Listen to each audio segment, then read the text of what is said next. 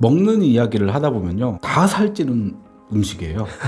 그렇죠. 다이어트나 이런 거 하라고 하면 탄수화물을 줄이라고 하잖아요. 이게 제일 힘든 것 같은데 밥도 탄수화물이잖아요. 먹지 말라는 건지 솔직히 좀 어렵거든요. 한국인이 밥을 안 먹고 살기는 어렵다라는 사실 잘 알고 계시죠? 밥심으로 산다 이런 얘기도 하잖아요. 살이 좀 덜 찌는 밥에 대한 이야기를 해드리도록 하겠습니다.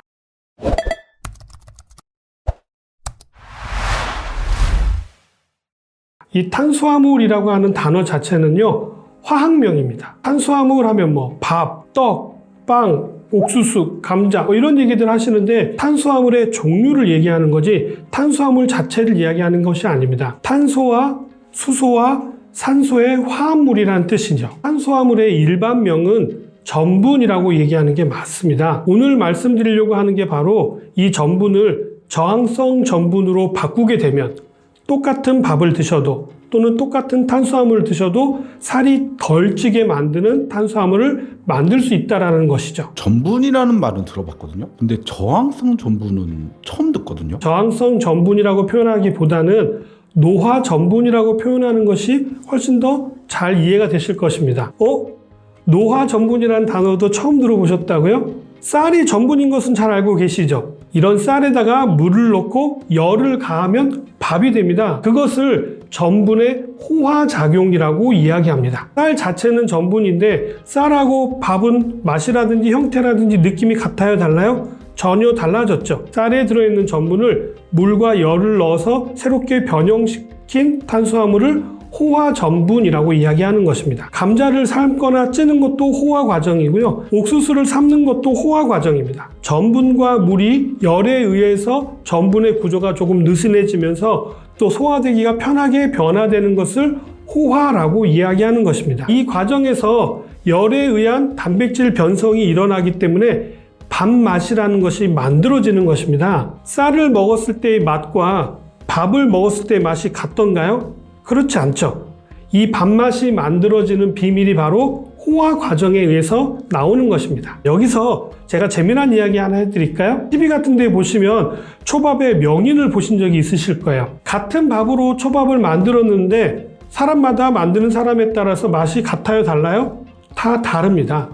왜 그럴까요? 같은 솥에서 밥을 푸는데 그냥 푸는 밥과 한번 이렇게 뒤집어서 푸는 밥의 맛이 다른 거 혹시 알고 계시나요? 밥의 찰기와 밥알과 밥알 간의 공기의 양이 얼마나 들어가느냐에 따라서 그 밥맛이 좌우된다는 사실입니다. 밥을 이렇게 쥘 때 적절한 압력으로 밥을 쥐기 때문에 밥맛이 달라지는 것입니다. 밥솥에 있는 밥도 그냥 두면 어때요? 눌려가지고 밥맛이 없는 떡밥이 만들어지는 것이죠. 그래서 우리 어머니나 할머니께서는 밥을 푸실 때 어떻게 해요? 한 번씩 이렇게 뒤집어가지고 공기를 이 안에 집어넣어 주는 것입니다.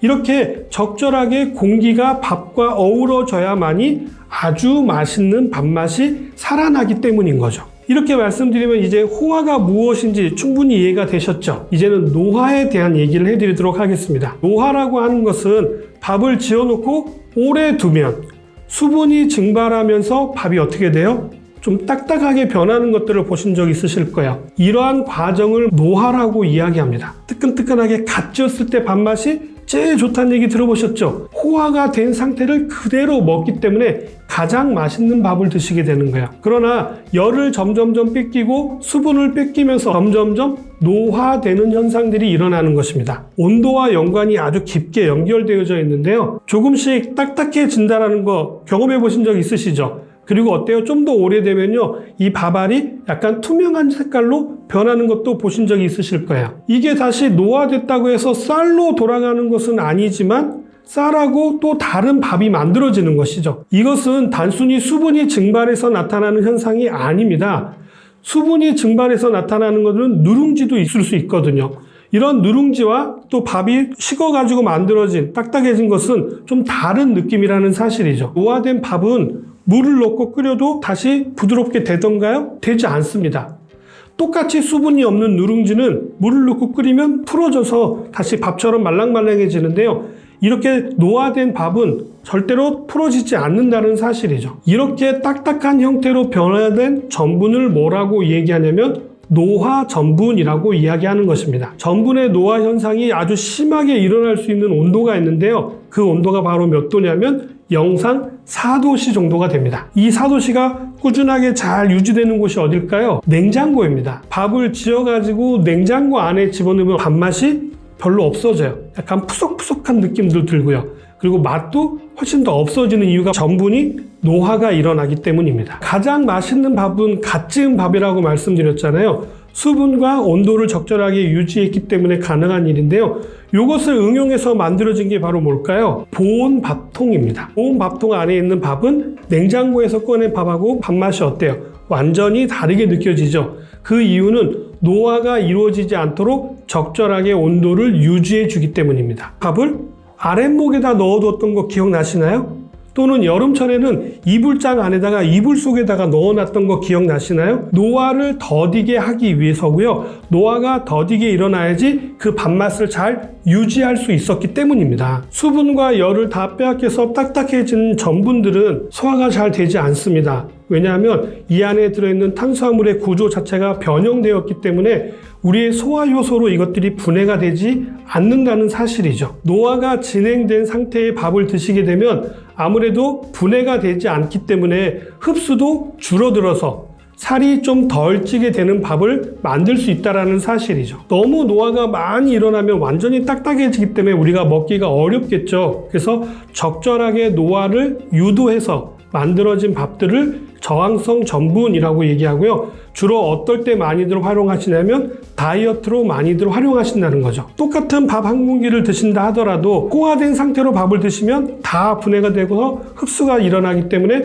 살이 찔 수가 있지만 노화된 밥을 드시게 되면 그 노화의 정도에 따라서 반이 될 수도 있고 3분의 1이 될 수도 있고 그만큼 소화가 더디게 되고 소화가 안 돼서 흡수가 일어나지 않기 때문에 똑같은 밥 한 공기를 먹었지만 다이어트에 도움이 되는 밥을 만들 수 있는 게 바로 저항성 전분이라고 이야기하는 것입니다. 이렇게 저항성 전분을 만들 수 있는 방법은 무엇일까요? 아주 간단합니다. 가만히 두면 저절로 노화가 일어나는 거고요. 좀 더 노화를 촉진하기 위해서는 온도를 낮게만 유지하시면 됩니다. 나는 탄수화물을 너무 좋아하는데 다이어트를 해야 돼.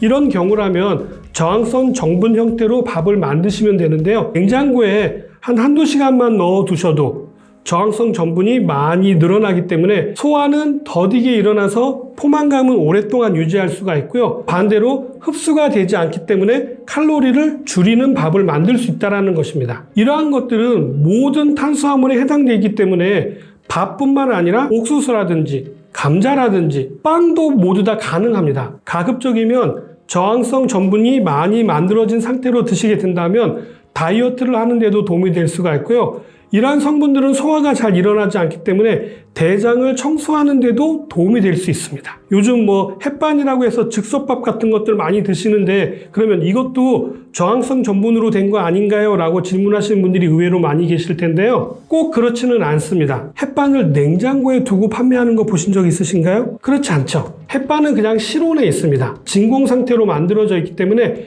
밥맛을 그대로 유지할 수가 있고요. 노화를 더디게 만들었다라는 사실이죠. 반대로 냉장고에 있는 밥들이 있죠. 가장 대표적으로 편의점에서 판매하는 삼각김밥 같은 경우 그것은 아무래도 갓 지은 밥으로 만든 김밥보다는 맛이 떨어질 수밖에 없다라는 사실이죠. 대신 다이어트를 하신다면 냉장고에 있는 삼각김밥을 드시는 것들을 적극 권장해 드립니다. 오늘은 저항성 전분에 대해서 말씀을 드렸는데요.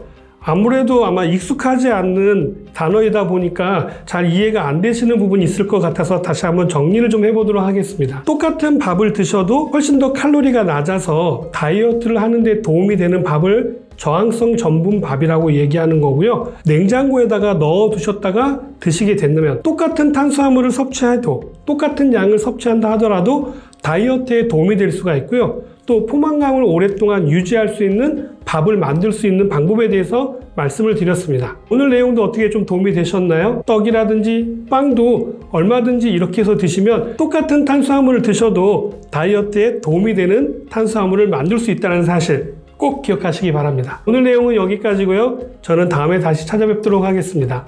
감사합니다.